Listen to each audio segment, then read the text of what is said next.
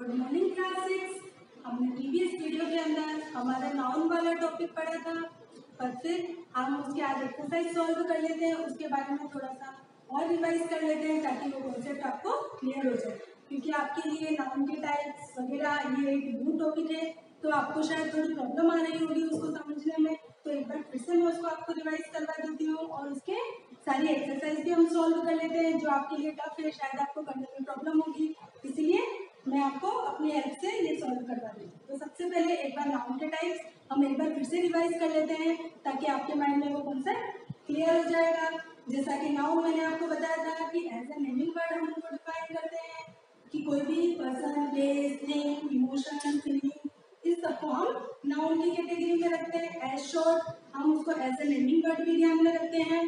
तो नाउन हमारे naming words होते हैं और इसके कितने टाइप्स होते हैं वो हमने प्रीवियस वीडियोस में पढ़े थे। तो एक बार फिर से हम देख लेते हैं। जो नाउन का फर्स्ट टाइप होता है वो है प्रॉपर नाउन।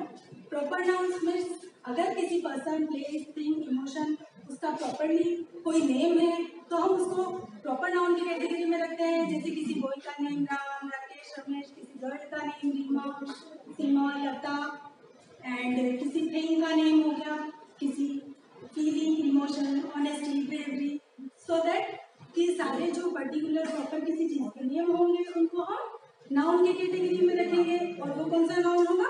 Proper noun. अब जैसे सेकंड टाइप ऑफ नाउन हमने पढ़ा था वो था कॉमन नाउन। कॉमन जैसे कि प्रॉपर नाउन में मैंने आपको बताया कि उसका प्रॉपर कोई नेम होता है, तो उसी तरह से कॉमनली जैसे हम बॉय, गर्ल, स्टूडेंट, डॉक्टर, तो ये पर्टिकुलर हम कॉमनली नेम लेते हैं, ये प्रॉपर उसका कोई नेम नहीं होता। पूरे ग्रुप को हम एक ही नेम से डिफाइन करते हैं, बॉय, गर्ल, कॉमनली हम कॉमन नेम से डिफाइन करते हैं, इसलिए हम उसको कॉमन नाउन की कैटेगरी में रखेंगे।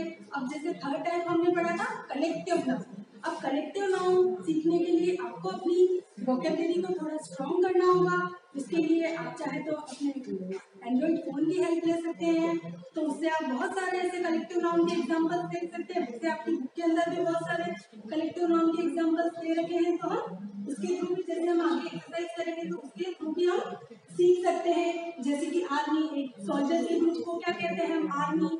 डॉग के ग्रुप को पैक, एनिमल्स के ग्रुप को हर्ड। उसी तरह से किसी फ्रूट्स के ग्रुप को बनाना, चेरीज वगैरह जो भी फ्रूट्स हैं तो उसके ग्रुप को हम बंच कह सकते हैं, और किसी पर्सन के ग्रुप को हम पीपल कहते हैं। तो इसी तरह से हमको कलेक्टिव नाउन्स हमको हमारी डिक्शनरी स्ट्रॉन्ग होने पर और प्रैक्टिस करने पर अच्छे से समझ में आ जाएगा। उसके बाद है हमारा एब्स्ट्रैक्ट नाउन। एब्स्ट्रैक्ट नाउन के अंदर जैसा कि मैंने आपको बताया था उसके अंदर फीलिंग, इमोशन, ये सारी चीजें आती हैं जिनको हम सामने देख नहीं सकते हैं, तो वो टच नहीं कर सकते, देख नहीं सकते हैं, ऐसी चीजें होती है वो, तो वो फीलिंग, इमोशन, ये सब एब्स्ट्रैक्ट नाउन के अंदर आता है। उसके बाद नेक्स्ट कैटेगरी हमने पढ़ी थी material noun. Material that means कोई भी चीज जिस किसी चीज से बनती है, मटीरियल से बनती है, तो वो सारी मटीरियल नाउन की कैटेगरी में आती है, जैसा कि gold, silver, copper, plastic, cotton. So आपको ये सारी कैटेगरी देख ली होगी। अब क्या कर, अब हम उन सारे नाउन्स की एक्सरसाइज हम सॉल्व कर लेते हैं ताकि आपके माइंड में अगर कोई डाउट भी हो तो अच्छी तरह से क्लियर हो जाएगा। आपके चैप्टर के अंदर ये एक्सरसाइज दी हुई है जिसको हम सॉल्व कर लेते हैं। देखिए, the Himalaya is the name of. अब ये जो द हिमालय है वो हमारा प्रॉपर नाउन है, पर अगर इसका हम कॉमन नाउन की कैटेगरी में अगर हम इसके कॉमन नाउन को फिल करना चाहेंगे उसके अंदर, तो हमारा आंसर क्या होगा? Himalaya is the name of mountain.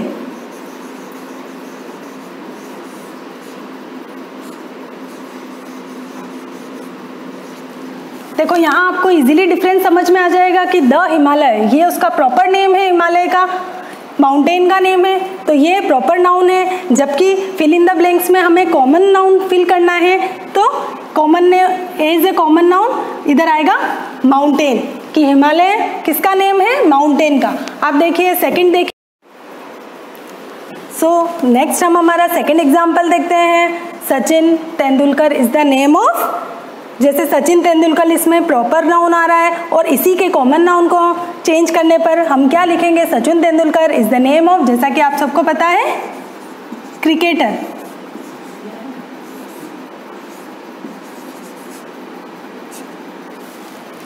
अब नेक्स्ट देखते हैं, Monday is the name of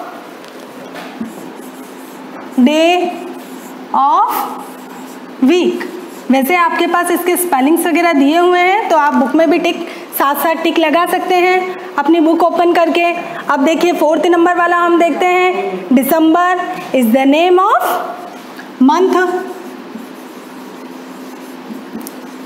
ये एक्सरसाइज फिल करके आपको एक बात क्लियर हो जाएगी कि ये जो नेम्स आ रहे हैं हमारे पास वो हमारे प्रॉपर नेम है, प्रॉपर नाउन आ रहे हैं, और ये जो हम फिल कर रहे हैं वो कॉमन नाउन फिल कर रहे हैं। तो आपको इनके बीच में जो डिफरेंस है वो आपको इजीली माइंड में क्लियर हो जाएगा। अब जैसे देखते हैं, the Nile is the name of river. Next one, Christopher Columbus is the name of discoverer.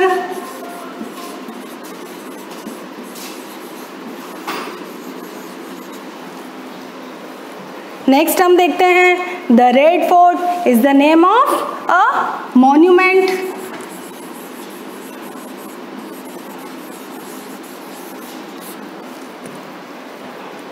Next हमारा है, Tiger Woods is the name of golfer.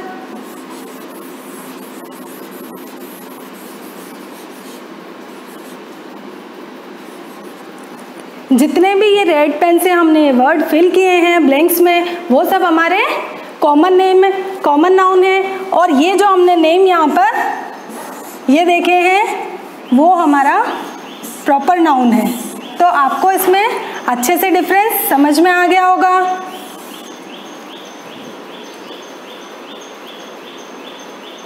अब नेक्स्ट देखिए, Indonesia is the name of a country.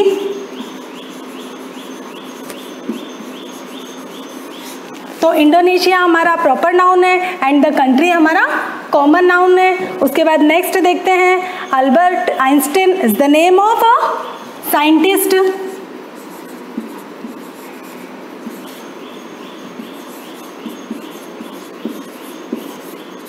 आपके पास spelling इसके options में दे रखी है तो आप टिक कर सकते हो, तो आपको थोड़ा इजी रहेगा।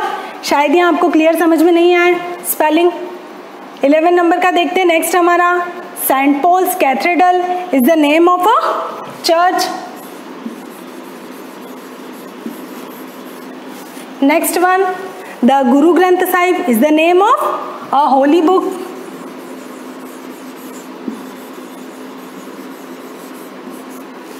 नेक्स्ट है हमारा, the Union Jack is the name of a flag. Next देखते हैं, Punjab is the name of a state. उसके बाद नेक्स्ट है, Asia is the name of a continent.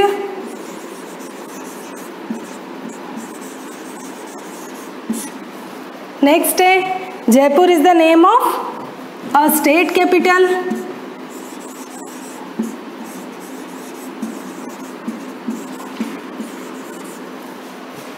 Next है हमारा, Charles Dickens is the name of a writer. Next है, Napoleon is the name of a dictator.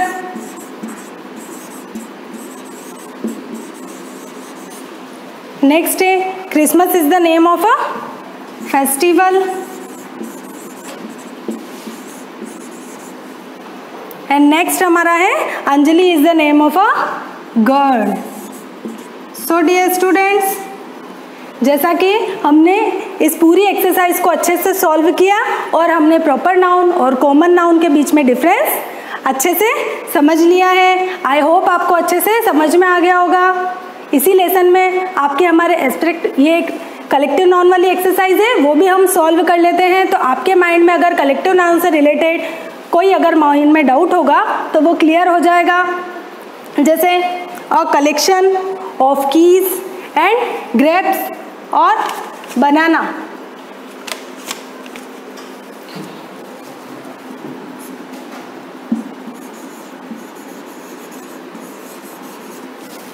तो collection of keys, grapes and bananas, इसके group को हम क्या बोलेंगे?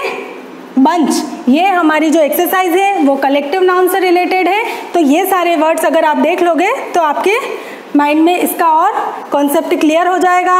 अ collection of cattle and deer is heard.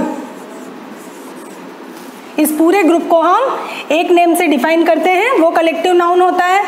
तो कैटल और dear के जो ग्रुप होता है उसको हम हर्ड के नाम से डिफाइन करते हैं। अब नेक्स्ट हमारा है अ कलेक्शन ऑफ बीज।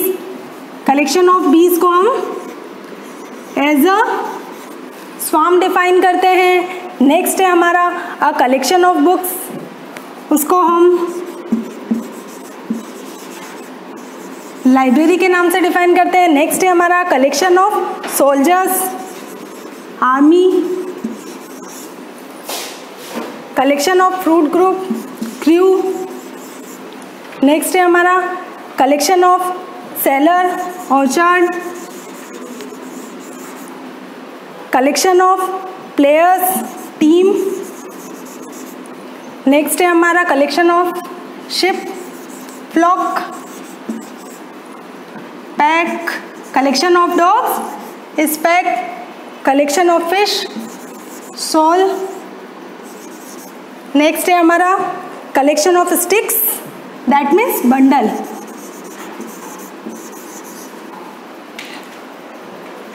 सो स्टूडेंट्स, ये 3 टाइप्स ऑफ नाउन जो हमने तीनों कैटेगरीज थी उसकी जो एक्सरसाइज थी वो आपने अच्छे से सॉल्व करी होगी। आपकी बुक में इसकी स्पेलिंग्स वगैरह क्लियर दे रखी है, आप सेल्फ करने की कोशिश कीजिए इनको। Thank you.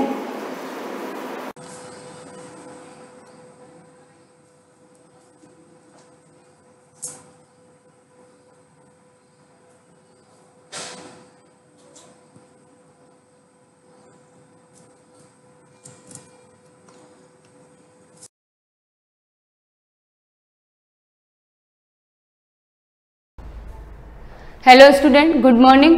लास्ट टाइम हमने इसमें 1.4 एक्सरसाइज सॉल्व की थी, उसमें 5th तक मैंने आपको एक होमवर्क दिया था, 5th द पॉपुलेशन सिटी, ठीक है, वो कर लेना, उसमें आपको एडिशन करनी है। अब क्वेश्चन नंबर 6 देखना।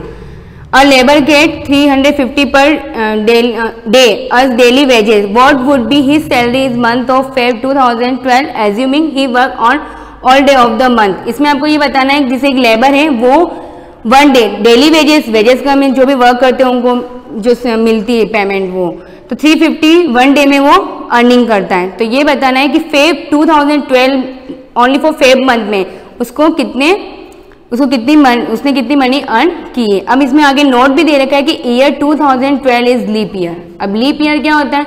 लीप ईयर डिवाइडेड बाय 4, और जो हमेशा 4 ईयर में गैपिंग में आता है, तो लीप ईयर इसका मीन 29 डेज फेब मंथ में। तो यहाँ पर क्या हो जाएगा, हम क्या करेंगे 29, इसका मीन्स क्या, फेब जो है वो 29 डेज का है, तो यहाँ पर हम 29 से इसको क्या कर देंगे, मल्टीप्लाई कर देंगे, क्योंकि 1 डे का दे रखा है और हमें पूरे मंथ का फाइंड करना है। तो देख लेना क्वेश्चन नंबर 6, 5th आपको करना है होमवर्क, 4th तक मैंने करवा दिया था।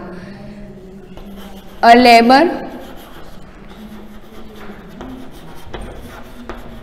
Labour get money in a day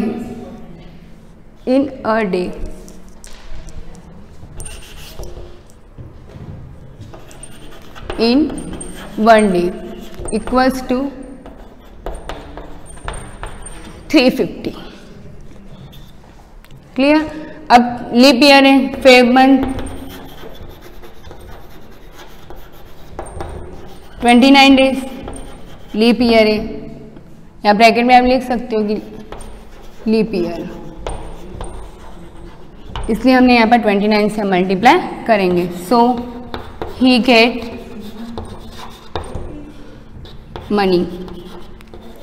money in Feb month. क्या करेंगे, 350 का 29 से मल्टीप्लाई आपको करना है, ठीक है। 0 45 9 3 27 और 27 और 4, ठीक है। 31 इंटू 0, 2 5 से 10 और यहाँ पर हो जाएगा 7, 3 2 से 6 और 1 7, 0 5 1 10, तो 10,150। इसका मीन्स क्या कि उसको पूरे फेब मंथ में 10,150 रुपीज़ उसने अर्निंग किया है, ठीक है। इस टाइप से आपके क्वेश्चन नंबर 7 आपको नहीं करना है। क्वेश्चन नंबर 8 देखना।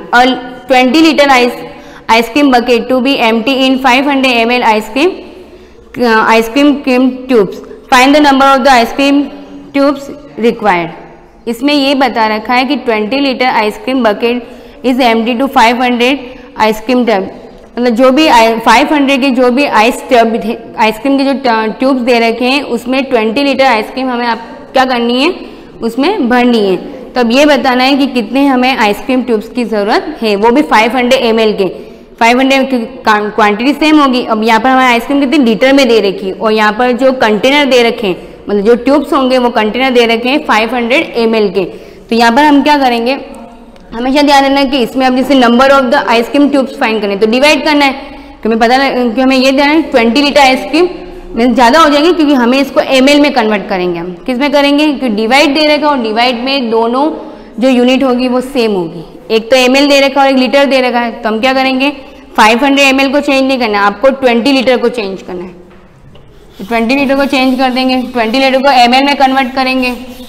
1 litre equals to 1000 ml।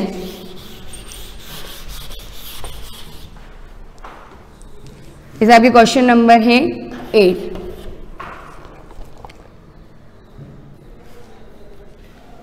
The weight of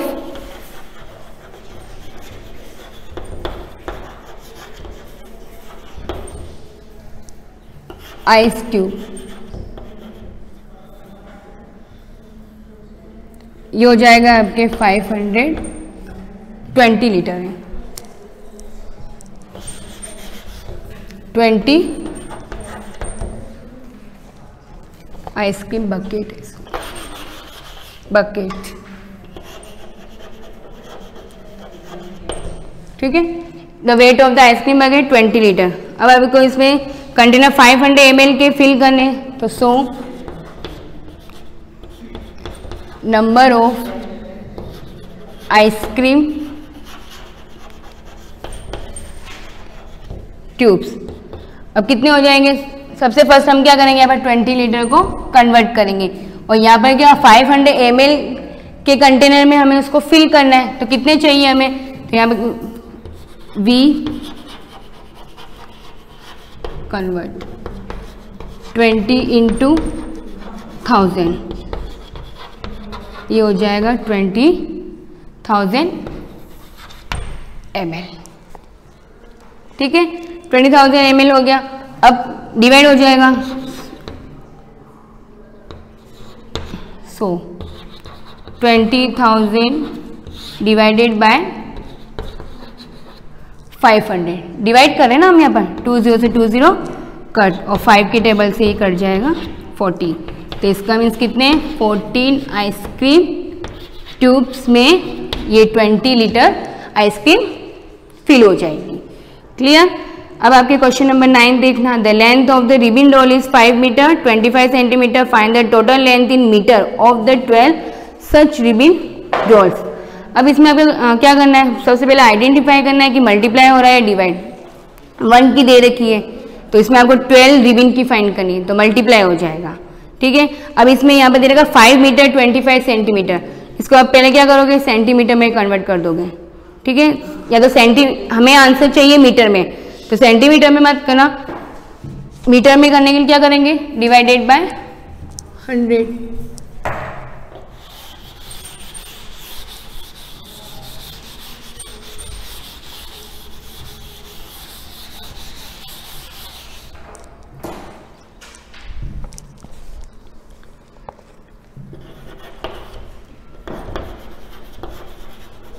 The length of 1 ribbon roll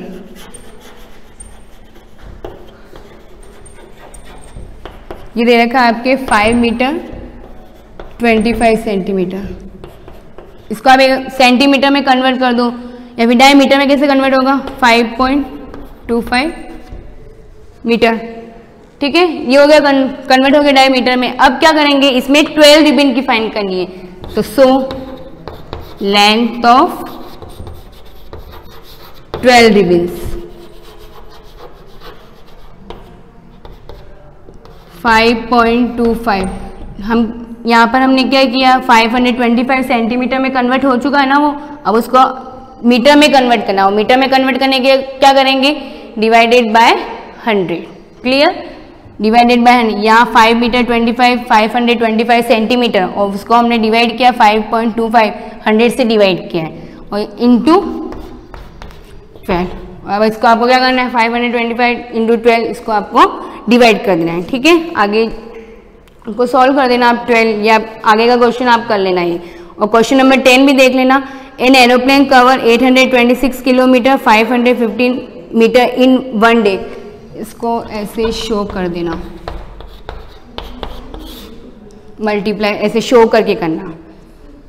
फिर 1 डे और 10 क्वेश्चन देखना। An aeroplane cover 826 kilometre 550 metre 1 day और 562 kilometre 216 metre on second day. Calculate the total distance cover in kilometre in 2 days. अब 10th वाला question में क्या करना है कि एरोप्लेन है वो 1 डे और सेकेंड डे में इतनी डिस्टेंस कवर कर रही है, तो टोटल मिला के आपको इन दोनों को कितनी उसने डिस्टेंस कवर की है, तो इन दोनों को आपको क्या करना है, टोटल करना है। और किलोमीटर में वही divided by 1000।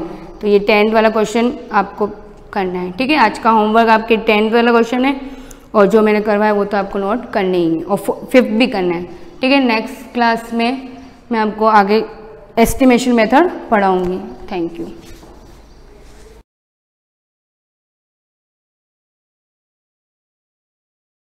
Good morning students, class 6 का हमारा न्यू लेसन स्टार्ट हो रहा है। फर्स्ट लेसन हमने कंप्लीट कर दिया है। सेकंड लेसन है components of food. First lesson में मैंने आपको पूरा कंप्लीट फूड चेन तक पढ़ाया था। उसके बाद आपको होमवर्क में क्या करना है, एमसीक्यूज करने हैं, जैसे tick right, fill in the blanks, match the following. ये सारे क्वेश्चन आप ढूंढ के बुक में ही फिलअप कर देना। बाकी बात बची वेरी शॉर्ट और ये चीज़ें तो आप कर सकते हो, ढूंढ के आप कर देना। और लॉन्ग आंसर में भी जितने आपको बुक में से मिल जाते हैं वैसे सारे मिल रहे हैं, आप अपनी नोटबुक में उसको कर लेना।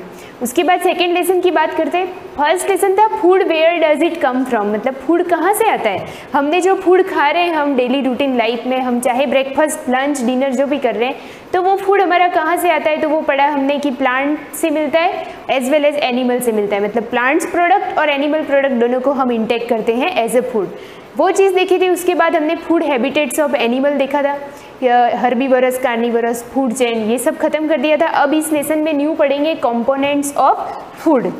तो कंपोनेंट्स ऑफ फूड में क्या होता है कि हमारा फूड जो है उसके अंदर कंपोनेंट क्या क्या होते हैं। कंपोनेंट दैट मीन्स उसके अंदर क्या क्या चीज़ें, कार्बोहाइड्रेट होता है, प्रोटीन होता है, विटामिन होता है, मिनरल, न्यूट्रिएंट्स क्या क्या होते हैं, ये चीज़ पढ़ेंगे। जैसे एट अ ग्लैंस देखा जाए तो components of food and their roles in our body, हमारी बॉडी में उसका क्या रोल्स है, और कंपोनेंट ऑफ फूड ये पढ़ेंगे। ठीक है, नेक्स्ट पढ़ेंगे क्लासिफिकेशन ऑफ फूड। फूड को क्लासीफाई कैसे किया है, जैसे उसमें कार्बोहाइड्रेट होता है, प्रोटीन, ये सब पढ़ेंगे। बैलेंस डाइट, हमारी जो डाइट होती है उस डाइट को हमें बैलेंस करके लेना है, मतलब खाना तो हम खाते हैं लेकिन हमें खाना किस प्रकार से खाना चाहिए, किन चीज़ों को हमें अवॉइड करना चाहिए, किन फूड की किस वैरायटी को हमें ज़्यादा खाना चाहिए। स्प्राउटेड फूड हमारे लिए ज़्यादा बेटर होता है, वो चीज़ होती है बैलेंस डाइट, जिसमें सारे न्यूट्रिएंट्स हो, ऐसा है फूड लेना चाहिए। डेफिशिएंसी डिजीज़ और डिसऑर्डर्स, यानी डेफिशिएंसी डिजीज़ यानी किन चीज़ों को अगर आप नहीं खाओगे तो डेफिशिएंसी दैट मीन्स कमी, उसकी कमी से आपको डिजीज़ होगी, डिजीज़ दैट मीन्स बीमारी होगी, तो डिसऑर्डर उसको बोला जाता है। ये सब पढ़ेंगे हम इस लेसन में। We love to eat variety of food items in our meal, हमें हमारे फूड में वैरायटी चाहिए ना। आप एक सब्जी बनी हुई होती है, दूसरे दिन आप वो ही वेजिटेबल खाना कम पसंद करते हो, तो उसको बोलते हैं variety of food. Food is basic necessity of life, हमारे बेसिक नीड है ये। It provide us energy to grow, protect us from disease and help us to stay healthy, that means provide us energy to grow, हमें सबसे ज़्यादा इससे food खाने से हमें एनर्जी मिलती है और उस एनर्जी से हम ग्रो करते हैं। Protect us from disease, disease से हमें बचाता है। अगर हम दालें खा रहे हैं, पल्सेस, तो पल्सेस से हमको प्रोटीन मिलेगा, प्रोटीन मिलने से हमारी बॉडी क्या होगी, बॉडी बिल्डिंग, यानी बॉडी के जो पार्ट्स हैं, जो ऑर्गन है वो अच्छे से वेल ग्रोथ करेंगे। Help us to stay healthy, जिसकी वजह से हम हेल्दी रहते हैं। In fact such varieties are required by our body itself. Let's see how the variety of food fulfils all the requirements. किस तरह से हमारा फूड हमारी ऑल रिक्वायरमेंट्स को फुलफिल करता है। Components of food and their roles in the body.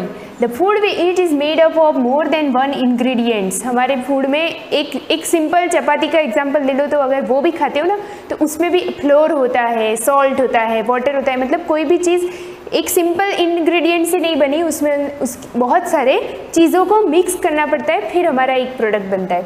The popular dish खीर, ये रे सबको पता है, सबने टेस्ट किए। Kheer contains rice, milk and sugar. हमारी सिंपल खीर भी बनती है तो उसमें राइस होते हैं, शुगर होता है और मिल्क होता है। तो ये सब क्या है, तीनों इंग्रेडिएंट्स है।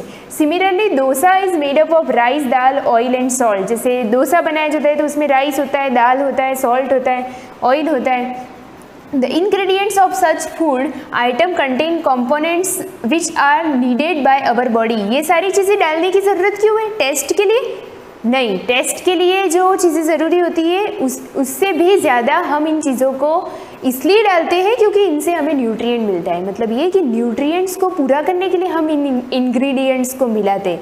हम टेस्ट के लिए इन चीज़ों को ऐड नहीं करते, हम विटामिन्स या न्यूट्रिएंट्स के लिए इन चीज़ों को ऐड किया जाता है। जैसे यहाँ लिखा है this components are called nutrient. जिन चीज़ों को हमें खाने में खाना चाहिए, जिनके खाने से हमें आवश्यक तत्व मिलते हैं, जिसको पौष्टिक तत्व बोलते हैं, उनको बोला जाता है nutrients.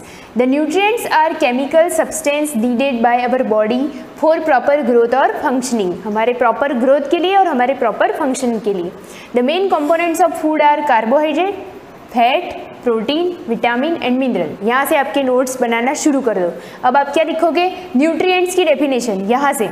The ingredients of all such food item contain components which are needed by our body. These components are called nutrient। तो ये होमवर्क हो गया, यही आपका होमवर्क में नहीं दे रही हूँ ऐसा नहीं है, होमवर्क चैप्टर के एंड होने के बाद आपको करना ही है। साथ के साथ रोज का होमवर्क यही है कि इसके नोट्स बनाओ आप। तो नोट्स कैसे बनाने, सबसे पहले न्यूट्रिएंट्स की हेडिंग डालोगे, देन आप इसकी डेफिनेशन लिखोगे द से लेकर न्यूट्रिएंट्स तक, ओके। उसके बाद आप लिखोगे ये चीज़, the main components of food are. Nutrients कौन कौन से हैं, तो फर्स्ट लिखो carbo, fat, protein, vitamin and mineral, बस। उसके बाद in addition to those dietary fibres and water are also essential for maintaining the life process. Carbo, fat, protein, lipid, इनके अलावा फैट, प्रोटीन और विटामिन के अलावा हमारी बॉडी में दो चीज़ें और रिक्वायर्ड होती है और वो होता है रफेज और एक वाटर।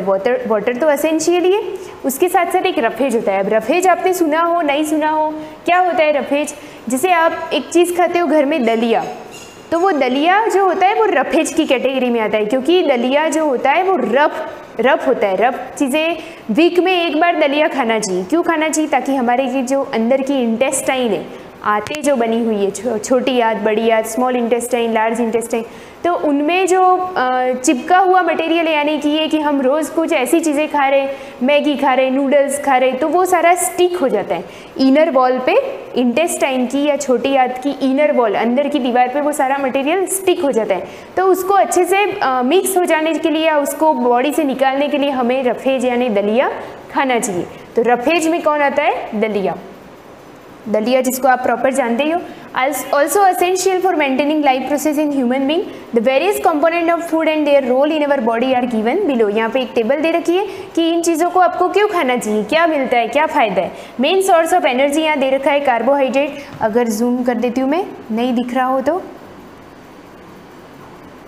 ये यहाँ पे दे रखा है। जैसे first main source of energy fat, अगर फैट आपको चाहिए तो ये जो फैट होता है वो क्या करता है, यहाँ पे carbohydrate, fat, protein, vitamin, mineral, water और रफेज, चारों का एक साथ टेबल बनी हुई है। इन चीज़ों को दिखा हुआ है ना, मेन सोर्स ऑफ एनर्जी। सबसे ज़्यादा आपको एनर्जी अगर चाहिए तो वो आपको किससे मिलेगी, important source of energy fat को खाने से। ग्रोथ, अगर प्रोटीन खा रहे हो आप, प्रोटीन को किस में रखा है, बॉडी बिल्डिंग फूड, यानी कि ये कैटेगरी बनाई है। फैट जो है, फैट को खाने से आपको क्या मिलेगी, एनर्जी मिलेगी। प्रोटीन को खाने से आपकी बॉडी बिल्डिंग होगी, मतलब बॉडी में जो प्रॉपर टिश्यूज़ होते हैं, ऑर्गन होते हैं, वो प्रॉपर ग्रोथ करेंगे, इसलिए प्रोटीन को क्या बोला गया है, बॉडी बिल्डिंग फूड। फैट को क्या बोला गया है? Energy giving food. फैट वाली चीज़ें खाने से आपको एनर्जी मिलेगी। प्रोटीन खाने से आपको बॉडी बिल्डिंग यानी बॉडी ग्रोथ करेगी। विटामिन और मिनरल जो है वो क्या है? आपके प्रोटेक्टिव फूड। प्रोटेक्टिव मतलब बाहर से आने वाली डिजीज़ से आपको बचाएगी। बाहर से आने वाली जो भी डिजीज़ के रोग है, पैथोजन है, उनको वो ख़त्म करेगी। कौन? विटामिन और मिनरल। ये आपको मिलेगा वेजिटेबल और फ्रूट में। उसके बाद वाटर तो हमारा है ही, वाटर तो एसेंशियल चीज़ है। सबसे पहले खाना एक बार ना हो तो चलेगा, पानी तो चाहिए ही चाहिए। डाइटरी फाइबर में रफेज जो कि हमारे डाइजेशन और कॉन्स्टिपेशन जैसी प्रॉब्लम्स को क्रिएट ना करने में, मतलब कॉन्स्टिपेशन जो होता है उस पेट की समस्या होती है उसको दूर करने में ये काम आता है। कौन? रफेज यानी दलिया। तो ये चीज़ें जैसे यहाँ दे रखा है, first main source of energy, important source of energy. ये फैट को खाने से एनर्जी मिलेगी।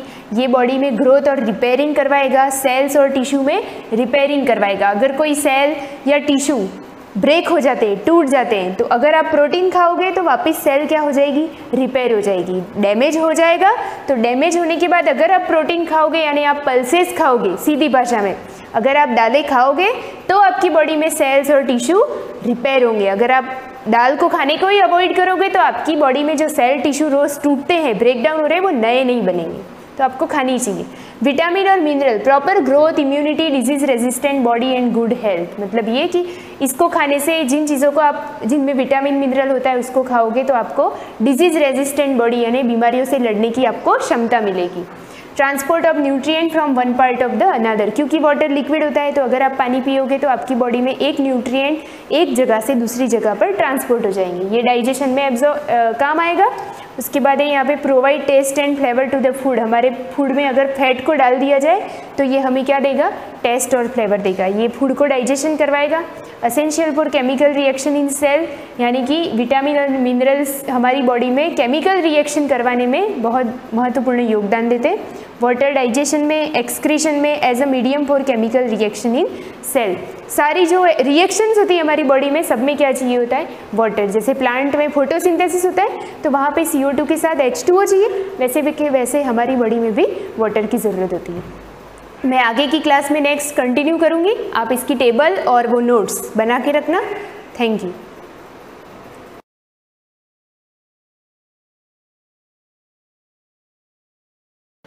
Good morning students. हम सोशल साइंस में हिस्ट्री का फर्स्ट चैप्टर पढ़ रहे थे, when, where and how. Almost ये लेसन आपके कंप्लीट होने आया है। इसमें हम आर्कोलॉजिकल और लिटरेरी सोर्सेज के बारे में पढ़ रहे थे। आर्कोलॉजिकल सोर्सेज आपका कंप्लीट हो गया था कि उन सोर्सेज के थ्रू हम हमारी हिस्ट्री का पता कैसे लगा सकते हैं या हमें हमारे पास्ट के बारे में कैसे पता चलता है। लास्ट टॉपिक पढ़ रहे थे इसके अंदर लिटरेरी सोर्सेज, उसमें भी मैंने आपको एक पॉइंट तो हो गया था अपना। उसके बाद नेक्स्ट पॉइंट आता है आपका सेक्युलर सोर्सेज कौन कौन से हैं, सेक्युलर लिटरेचर कौन कौन से। सेक्युलर लिटरेचर के अंदर क्या आएगा? धर्मनिरपेक्ष, जो किसी भी धर्म को बिलोंग नहीं करते हैं। ऐसे कौन कौन से ग्रंथ लिखे गए थे, ऐसी कौन सी बुक्स लिखी गई थी जो पर्टिकुलर किसी धर्म से रिलेटेड नहीं होकर ओवरऑल सभी लोग उसको फॉलो करते थे, उसमें जो सिद्धांत और ये सब लिखे हुए थे। Secular literature contain manuscript which are not religious. First line ये दे रखी है, विच आर नॉट रिलीजियस, जो धार्मिक नहीं थे। For example biographies, place, stories, travel accounts, books on sciences and technology, politics etc.. अब देखो क्या देखा, उसमें कौन कौन से टॉपिक्स थे? बायोग्राफीज, प्ले का मतलब यहाँ पर कोई खेल नहीं, यानी कि नाटक के बारे में। स्टोरेज, कहानियाँ। ट्रैवल अकाउंट्स, कौन कौन यात्रा वृत्तांत, कहीं पर आप घूमने जाते हो तो उसका जो अपन यात्रा वृत्तांत लिखते हैं वो आएगा इसके अंदर। बुक्स ऑन साइंस, विज्ञान की बुक्स, एंड टेक्नोलॉजी, नई नई जो तकनीकी आ रही उसकी, और पॉलिटिकल, राजनीति से संबंधित। ये सारे जो टॉपिक हैं ये किसके अंदर आते हैं? सेक्युलर लिटरेचर के अंदर आते हैं। The memories of travellers such is Fahien and Hiuen Tsang, underline कर लेना, बहुत इंपॉर्टेंट है। पीछे क्वेश्चन भी आएगा कि फॉरेन ट्रैवलर्स कौन कौन से थे, तो यहाँ पर इन दोनों का नाम आएगा, Fahien and Hiuen Tsang. Who visited India long ago, यह क्या करने आए थे? भारत में घूमने, विजिट करने, यानी कि भारत को देखने के लिए आए थे। Gave detailed account on their experience, इन लोगों ने क्या किया, यहाँ पर आए रहे, फिर अपनी संस्कृति को इनको इंटरेस्ट आने लगा तो इन्होंने बौद्ध धर्म के ऊपर अध्ययन स्टार्ट कर दिया था कि बौद्ध धर्म के अंदर क्या क्या होता है। और इन्होंने जो बुक्स लिखी थी उसमें बहुत सारा बौद्ध धर्म के बारे में लिखा है। Give detailed account on their experience. There were others such as Kalhana. Kalhana कौन है? एक राइटर हैं who wrote chronicle to give detailed account on their kingdom. उसने भी क्रॉनिकल का मीन्स क्या होता है? काल क्रम के अनुसार पूरी डिटेल लिखी थी। किसकी? देयर किंगडम, जिस राज्य में वह रहते थे, जिस राजा के दरबार में वह रहते थे उनके बारे में उन्होंने, क्योंकि पहले जो भी राजा महाराजा होते थे वो लोग क्या करते थे? अपने दरबार में एक नोबल्स रखते थे। नोबल्स का मतलब कवि, जो क्या करता था उनकी जो प्रशस्ति होती थी, उनके बारे में जो अच्छी बातें होती थी उनको लिखा जाता था। द राज तरंगिणी, अंडरलाइन कर देना, ऊपर से एरो बना देना। कल्हण की बुक का नाम है Raj Tarangini. Raj Tarangini is a classical example which tells about Kashmir till 12th century CE। अब इन्होंने राज तरंगिणी के अंदर क्या लिखा है? कश्मीर का 12th सेंचुरी का जो शासन था उसके बारे में लिखा है।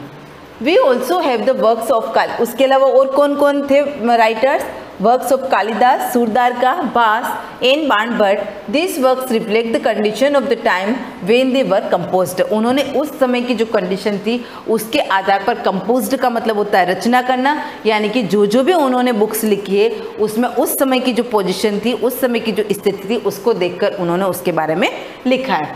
लास्ट पॉइंट बचता है फॉरेन अकाउंट्स। फॉरेन अकाउंट्स का मतलब कौन कौन विदेशी भारत में आए थे और उन्होंने भारत के बारे में क्या लिखा था, क्या बताया था। Greek, Roman and Chinese traveller came to India. क्या क्या दे रखा है? ग्रीक भी आए थे, ग्रीक का मतलब यूनानी लोग। Roman and Chinese traveller came to India and they left behind accounts of things that they saw. जब वो यहाँ पर आए थे तो उन्होंने उनसे पहले क्या देखा था? क्या दे रखा है? दे left behind accounts of things that they सा। उन्होंने पहले क्या देखा था उन सबको उन्होंने छोड़ दिया था। We know of Alexander invasion on the basic of Greek records। हम लोगों को अलेक्जेंडर का जो इन्वेजन हुआ था, इन्वेजन का मतलब आक्रमण जो हुआ था, उसका बारे में पता किससे चलता है? ग्रीक रिकॉर्ड्स, जो यूनानियों के रिकॉर्ड्स थे उससे पता चलता है। Then we have the Indica by Megasthenes who was an ambassador to the court of Chandragupta Maurya. इसको भी अंडरलाइन करना। इंडिका किसकी बुक का नाम है? मेगास्थनीज का। दो बुक्स आ गई यहाँ पर, कल्हण, राज तरंगिणी, इंडिका, मेगास्थनीज। मेगास्थनीज की बुक का नाम है indica. Who was an ambassador. Ambassador का मीन्स मैंने आपको पहले भी बताया था, राजदूत। किसके दरबार में थे? चंद्रगुप्त मौर्य। नाम सुना होगा आपने, पिक्चर भी देखी होगी और इसका सीरियल भी आता है। चंद्रगुप्त मौर्य के दरबार में मेगास्थनीज क्या था? वहाँ पर एम्बेसडर था, जिसने कौन सी बुक लिखी थी? इंडिका बुक लिखी थी। It gives us valuable information. क्या दे रखा है?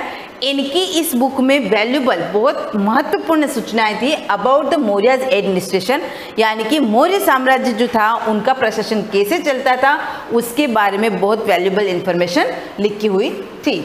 Social classes and economic activities of the period. उसके अलावा वहाँ का सामाजिक स्तर, सोशल क्लासेस का मतलब सामाजिक वर्ग कह सकते हैं, एंड इकोनॉमिक एक्टिविटीज़, वहाँ पर आर्थिक गतिविधियाँ कैसी थी उसके बारे में भी लिखा हुआ था।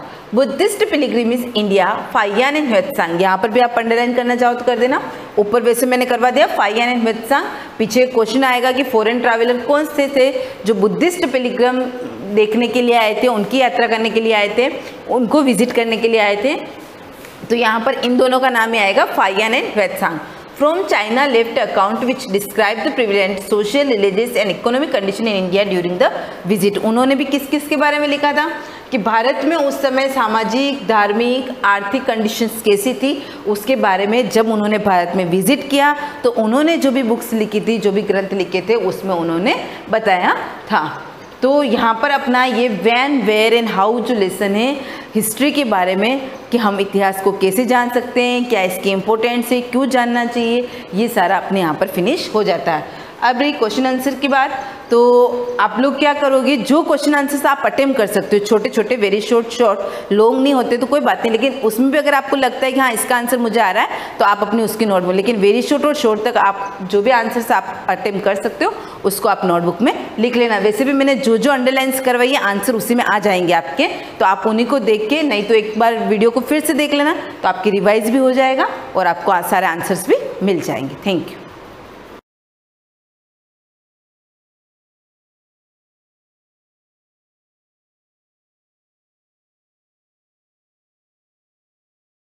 Good morning class. कल अपन ने बात की थी किलोमीटर के अंदर मीटर कितने होते हैं, सेंटीमीटर के अंदर मिलीमीटर कितने होते हैं, 1 मीटर में कितने सेंटीमीटर होते हैं, ठीक है। उसके और आगे अपन ने बात की थी आरोही क्रम, अवरोही क्रम। आरोही क्रम का मतलब होता है बढ़ते क्रम में, अवरोही क्रम का मतलब होता है घटते क्रम में। ये अपन ने लास्ट टाइम बात की थी, ठीक है। तो अपन ने जो किलोग्राम को ग्राम में बदलते हैं, लीटर को मिलीलीटर में बदलते हैं, वैसे ही 1 मिलियन के अंदर एक रह गया था अपना लास्ट 1 मिलियन। 1 मिलियन के अंदर कितने लाख होते हैं? 10 लाख। 1 मिलियन के अंदर अपने 10 लाख होते हैं। ये अपना लास्ट एक फाइनल रह गया था क्योंकि आपके चैप्टर में है, ठीक है। जैसे अपन आगे बढ़ते हैं, अब अपन बात करते हैं भारतीय पद्धति और अंतर्राष्ट्रीय पद्धति, ठीक है। भारतीय पद्धति के अंदर संख्याओं के अंदर भारतीय पद्धति के अंदर क्या करते हैं अपन कि बाईं ओर से पहले 3 संख्याओं के बाद कोमा लगाते हैं, दाईं ओर से पहली 3 संख्याओं के बाद कोमा लगाते हैं, फिर नेक्स्ट 2 संख्या के बाद कोमा लगाते हैं। जैसे भारतीय पद्धति कैसे होती है, ध्यान से देखना। भारतीय पद्धति,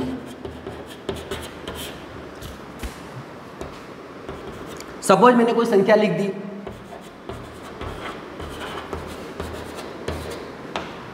भारतीय पद्धति के अंदर दाईं ओर से पहली 3 संख्या के बाद कोमा लगता है, 1 2 3, यहाँ कोमा लगा दिया। फिर नेक्स्ट 2 संख्याओं के बाद कोमा लगता है। जैसे यहाँ से 2 संख्या है कोमा, अब इसके आगे कोई संख्या होती तो मैं कोमा लगाता, कोई संख्या नहीं है इसका मतलब कोमा नहीं लगेगा। सपोज यहाँ पे 7 होते तो यहाँ पे मैं कोमा लगा देता, क्योंकि पहली 3 संख्या के बाद कोमा, फिर वापस 2 संख्या के बाद कोमा, फिर वापस 2 संख्या के बाद कोमा, ठीक है।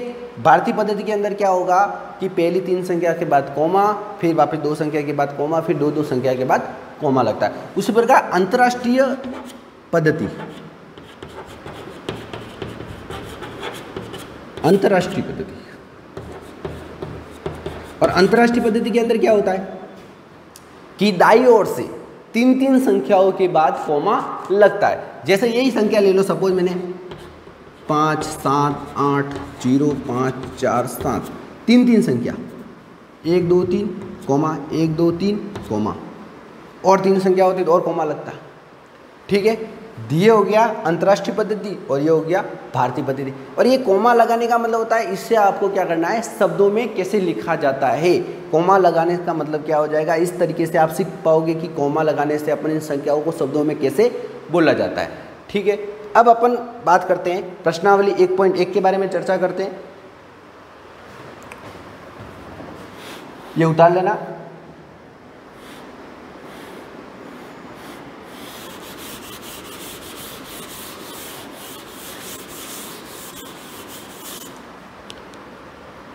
प्रश्नावली 1.1, रिक्त स्थानों की पूर्ति कीजिए। पहला सवाल जो टॉपिक है अपने प्रश्नावली 1.1 के बारे में चर्चा करेंगे, एक्सरसाइज 1.1। पहला सवाल है रिक्त स्थानों की पूर्ति कीजिए। आपको रिक्त स्थानों को भरना है, रिक्त स्थानों की भरिए, ठीक है। अब देखो रिक्त स्थान कैसे बनने हैं, आपको मैंने पहले पूरी जानकारी बताई है। इसके अंदर सबसे पहला सवाल है आपका 1 लाख। क्या लिखा हुआ है, 1 लाख। 1 लाख बराबर डैश डैश डैश 10,000। अब आपको पता होना चाहिए कि 1 लाख डैश डैश डैश 10,000, यानी 10,000 मिलकर के 1 लाख कितने 10,000 होंगे तब जाके 1 लाख बनेंगे। यानी 10,000 आप गिनो, 10,000 10,000 10,000 10,000 10,000 100,000 होते हैं तब जाके 1 लाख बनता है। यानी 10,000 कितनी बार गिनूंगा मैं, 10 बार। कितनी बार, 10 बार। 10,000 10,000 10,000 10,000 10 बार गिनूंगा तब जाके क्या होगा, 100,000। और 100,000 का मतलब क्या होता है, 1 लाख। तो आपको सीधी गणित ध्यान रखनी है कि 10,000 को मैं 10 बार गिनूंगा तब जाके मेरे क्या होंगे, 1 लाख। तो आपको यहाँ पे क्या लिखना है, 10,000 को मैं 10 बार गिनूंगा तो मुझे 1 लाख मिलेंगे। दूसरा बी देखना, ये तो क्या ए, बी देखो इसके अंदर 1 मिलियन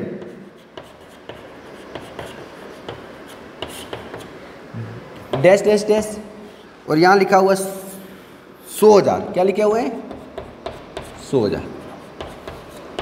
और सीधी गणित आपको पता होनी चाहिए कि 100,000 का मतलब क्या होता है, 1 लाख। क्या होता है, 1 लाख। 100,000 का मतलब क्या होता है, 1 लाख। 100,000 बराबर 1 लाख। अब आपको मैंने अभी थोड़ी देर पहले ही क्लास स्टार्ट करने से पहले जैसे ही स्टार्ट किया था मैंने आपको बताया था कि 1 मिलियन के अंदर कितने लाख होते हैं, 10 लाख होते हैं। कितने लाख होते हैं, 10 लाख। तो यानी 100,000 का मतलब होता है 1 लाख। तो 1 लाख कितने लाख होंगे तब जाके क्या होंगे, 1 मिलियन। 100,000 का मतलब क्या होता है, 1 लाख। और 1-1 लाख कितने लाख होंगे तब जाके आपका क्या होगा, 1 मिलियन। सीधी गणित ये कहती है कि 1 लाख 10 लाख होंगे तब जाके आपका क्या होगा, 1-1 लाख 10 लाख होंगे तब जाके आपका क्या होगा, 1 मिलियन। तो यहाँ पे क्या लिखूंगा मैं, 10, यानी 10 100,000 मिल करके क्या मिलता है मेरा, 1 मिलियन। नेक्स्ट देखो तीसरा सी में अपन बात करते हैं करोड़ की। 1 करोड़ किसकी बात कर रहे हैं, 1 करोड़। 1 करोड़ के अंदर देखना dash dash dash 10 lakh, dash dash dash 10 lakh. अब आपको पता होना चाहिए कि 100 लाख होते हैं तब जाके क्या होता है, 1 करोड़। क्या होता है, 1 करोड़। 100 लाख होते हैं तब जाके आपका 1 करोड़ होता है। तो 10-10 लाख कितनी बार गिनूंगा तब जाके मेरे को 1 करोड़ मिलेंगे। तो 10-10 लाख में 10 बार गिनूंगा, 10 लाख 1, 10 लाख 1, 10 लाख 1, 10 लाख 1, ऐसे 10 बार गिनूंगा तो क्या होंगे, 100 लाख। और 100 लाख होंगे तब जाके क्या होगा, 1 करोड़। तो इसके अंदर भी क्या होगा, 10 बार। चौथा देखना डी में 1 करोड़ बराबर मिलियन।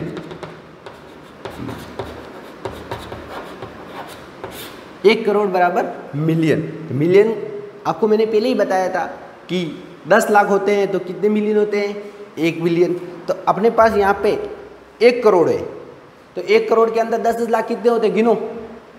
1 करोड़ के अंदर 10-10 लाख कितने होते हैं, 10 होंगे तब जाके क्या होगा, 1 करोड़। और 1-1 करोड़ के अंदर 10-10 लाख कितने होंगे, 10 लाख होंगे तब जाके क्या होगा, 1 मिलियन। तो सीधी गणित ये है कि 10 मिलियन मिलेंगे तब जाके आपका क्या होगा, 1 करोड़। इसको शब्दों में लिख दो, 10 मिलियन। 10 मिलियन होंगे तब जाके क्या बनेगा आपका, 1 करोड़।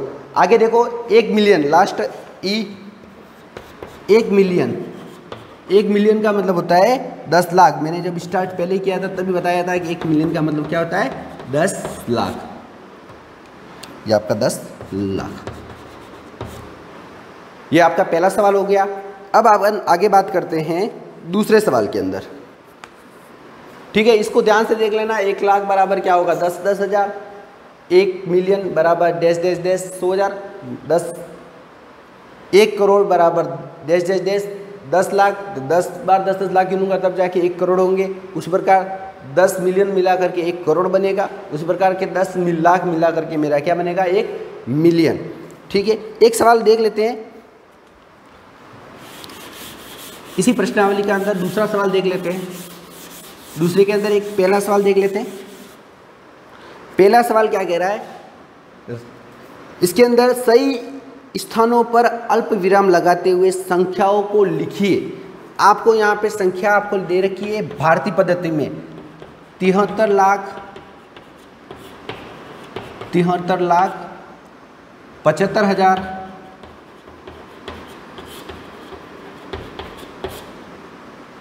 307।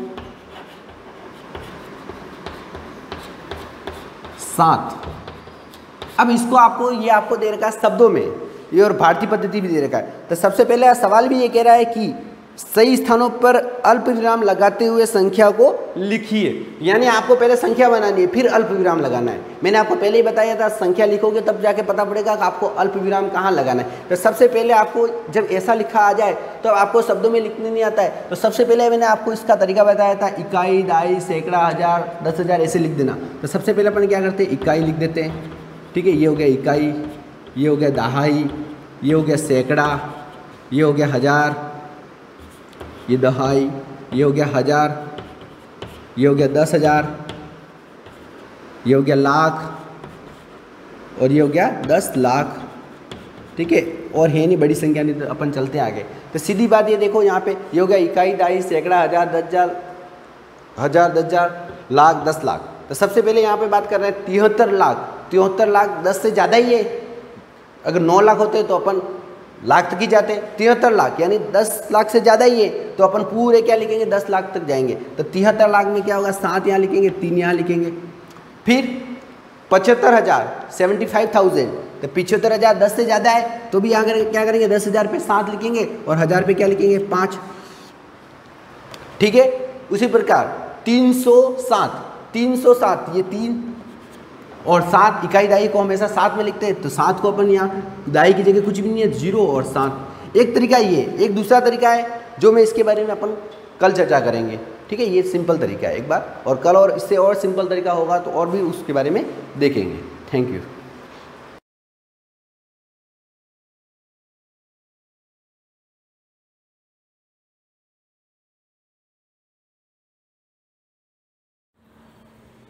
Good morning. कल वाले लेसन को अपन कंटिन्यू रखते हुए, कल जैसे कि मैंने आपको अंत में मैंने आपको 2 प्रश्न दिए थे।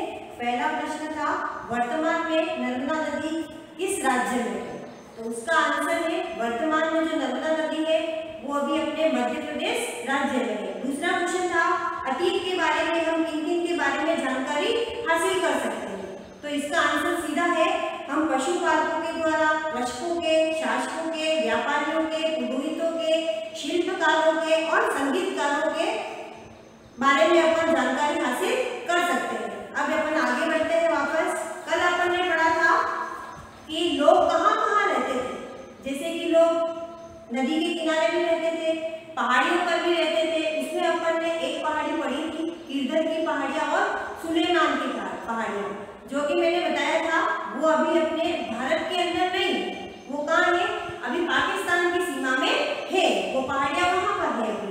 देखो वहाँ पर क्या था कि लगभग 8,000 वर्ष पहले स्त्री पुरुष क्या करते थे, वहाँ पर खेती करना सीख लिया था उन्होंने, और उन्होंने धीरे धीरे जैसे वहाँ पर सबसे पहले जौ है, गेहूं है, इनकी फसलें लोगों ने उगाना प्रारंभ कर दिया था। ये चीज अपन ने कल पढ़ी थी। आज अपन अगले पॉइंट पे आते हैं। उत्तर पूर्व में घारो तथा मध्य भारत में विंध्य पहाड़ियां। अब देखिए अपने वापस इस मैप में अपने को देखना है कि उत्तर पूर्व में, अब अपने को ये पता लगाना है कि उत्तर पूर्व कहाँ है। उत्तर पूर्व में घारो तथा मध्य भारत में विंध्य की पहाड़ियों का पता लगाइए। ये देखिए उत्तरी भाग ये है अपने इसमें देखा जाए तो उत्तरी भाग ये है और उसके बाद में पूर्वी भाग ये इधर है। उत्तर पूर्व इधर से इधर आता है, तो ये यहाँ पर है घारो की पहाड़ियाँ, है ना, ये अपने पता लगाना है। उसके बाद देखिए मध्य में, भारत के मध्य में यानी कि विंध्य की पहाड़ियाँ, मध्य भारत के अंदर ये यहाँ पर विंध्य की पहाड़ियाँ है, जो कि सोन नदी का क्षेत्र कहलाता है, वो है विंध्य की पहाड़ियाँ। अब इसमें देखो कुछ क्षेत्र है जहाँ पर सबसे पहले वहाँ पर भी लोग बसने लगे थे, तो उसमें भी उन्होंने सबसे पहले चावल उगाना प्रारंभ किया था, और वे सारे स्थान जो थे वो विंध्य के उत्तर में ही स्थित थे। चलो इसके आगे अपन चलते हैं। मानचित्र पर सिंधु तथा इसकी सहायक नदियों का पता लगाइए। अब मानचित्र में ठीक है कि सिंधु नदी कहाँ पर है। देखिए सिंधु नदी कहाँ है, सिंधु नदी ये इधर है, भारत के उत्तरी और पश्चिमी क्षेत्र में सिंधु नदी है। फिर आता है अपने सहायक नदियां कौन कौन सी है इसकी। अब सिंधु नदी की सहायक नदियां भी है, देखो सतलज नदी है, रावी नदी है, झेलम नदी है, चिनाब नदी है, व्यास नदी है। ये सारी नदियां क्या है, सिंधु नदी की सहायक नदियां कहलाती है। अब आगे आते हैं सहायक नदियां किसे कहते हैं।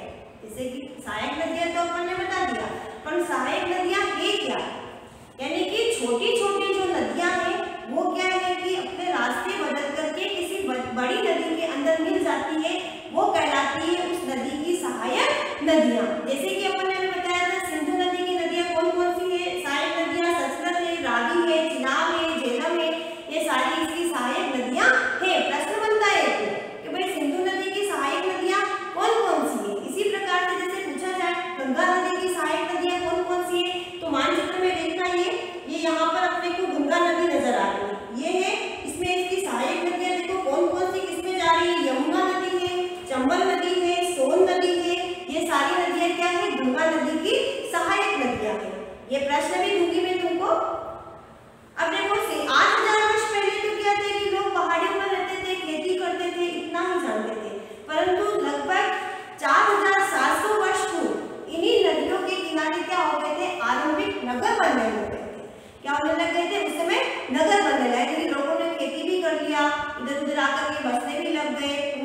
बड़े बड़े नगरों में बदल दिया था। गांव बने होंगे, गांव से फिर छोटे मोटे कस्बे बने, फिर जाकर के कहीं नगर बनने लग गए थे। इसी प्रकार से गंगा व इसकी सहायक नदियों के किनारे तथा समुद्री तटवर्ती इलाकों में नगरों का विकास हुआ। ये लगभग कितने वर्ष पूर्व हुआ था?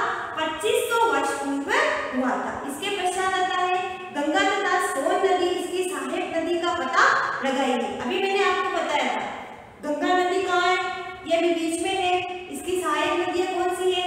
जैसे कि यमुना नदी है, चंबल नदी है, सोन नदी है, और इधर से अपन देखें तो ब्रह्मपुत्र नदी जो है वो भी क्या है, गंगा नदी के अंदर मिल जाती है अंत में।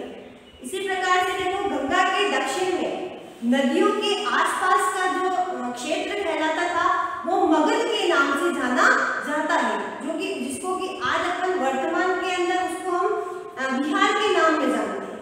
अब ये भी देखिए इसमें भी परिवर्तन हुआ है कि जैसे पहले 8000 वर्ष पहले तो क्या थे, लोग जंगलों में रहते थे, वहीं पे खेती करना सीखे थे। उसके बाद में धीरे धीरे वो लोग आते गए और उन्होंने क्या करा, गांव बसाए, गांव के बाद में कस्बे हुए, कस्बे के बाद में उन्होंने शहरों का निर्माण किया, शहर बनते गए, लोग इधर से उधर उनका आवागमन होने लग गया और उसके बाद में उन्होंने बड़े बड़े राज्य भी स्थापित कर दिए थे। धीरे धीरे वहाँ पे शासक भी हुए थे। उन्होंने क्या करा था कि आसपास के जितने भी क्षेत्र होते थे उनको अपने में मिला लेते थे, जिससे कि वो क्षेत्र बड़ा हो जाए और वो राज्य के रूप में मिल जाता है। अब देखो मगध जो है ये 16 जनपदों में से एक जनपद है, महाजनपद है। इनको अपन आने वाले लेसन में अपन पढ़ेंगे इनके बारे में, 16 जनपदों के बारे में। ये मगध जो है वहाँ उस समय का मुख्य जनपद भी था। देखो उपमहाद्वीप, लोग सदैव क्या करते हैं, उपमहाद्वीपों की यात्राएं भी करती है। अब प्रश्न आता है, वैसे ये भूगोल का प्रश्न है और फिर भी इसमें आया है तो मैं बताती हूँ कि भाई उपमहाद्वीप क्या होता है। अब उपमहाद्वीप का मतलब है कि देखो दक्षिण एशिया में महाद्वीप से छोटा है, लेकिन विशालता बाकी एशिया में समुद्र, पहाड़ी तथा पर्वतों से बटे होने के कारण इसको उपमहाद्वीप कहा जाता है। अब देखिए उपमहाद्वीप क्या है, तो एशिया का है जो बता दिया अपन ने, दक्षिण एशिया के भाग को बता दिया, परंतु अपना भारत जो है वो भी एक उपमहाद्वीप में आता है। अब देखो उपमहाद्वीप क्या होता है, उपमहाद्वीप उसको कहते हैं जो कि पहाड़ियां, समुद्रों और पर्वतों में बटे होने के कारण उनके रास्ते जो क्या है अगम्य और दुर्गम में हो जाते हैं, दुर्गम रास्ते हो जाते हैं, इसलिए वो क्या कहलाते हैं, उपमहाद्वीप का नाम दिया जाता है। अब देखो कभी कभी हिमालय जैसे ऊंचे पर्वतों, पहाड़ियों, रेगिस्तान, नदियों, समुद्रों के कारण भी यात्राएं क्या हो जाती है, जोखिम भरी हो जाती है। फिर भी क्या करते हैं, लोगों के लिए कोई भी चीज असंभव नहीं होती है, वो लोग हर चीज को असंभव को संभव बना सकते हैं। ऐसी कोई बात नहीं है कि अपन नहीं कर सकते हैं, फिर भी लोग यात्राएं करते हैं। कभी लोग काम की तलाश में जाते हैं तो कभी लोग प्राकृतिक आपदाओं की वजह से उनको क्या करना पड़ता है, उनको अपने एक स्थान से दूसरे स्थान पर जाया करते हैं। कभी कभी देखिए व्यापारी लोग जो होते हैं वो व्यापार करने के माध्यम से जाते हैं, तो कभी जो लोग होते हैं सेना जो होती है वो काफी लोग लेकर के जहाजों के माध्यम से भी यात्राएं करती है। तो इस प्रकार से अब मैं वापस आपको कम से कम 2 क्वेश्चन लिखने के लिए देती हूँ, उनके आंसर आपको लिखने हैं। पहला प्रश्न है सहायक नदी किसे कहते हैं?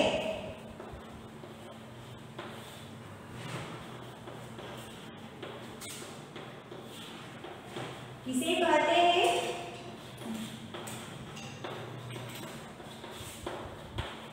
दूसरा प्रश्न है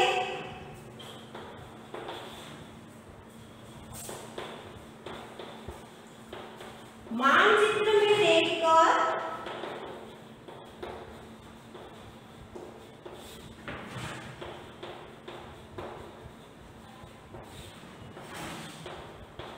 सिंधु नदी की सहायक नदियों के नाम लिखिए।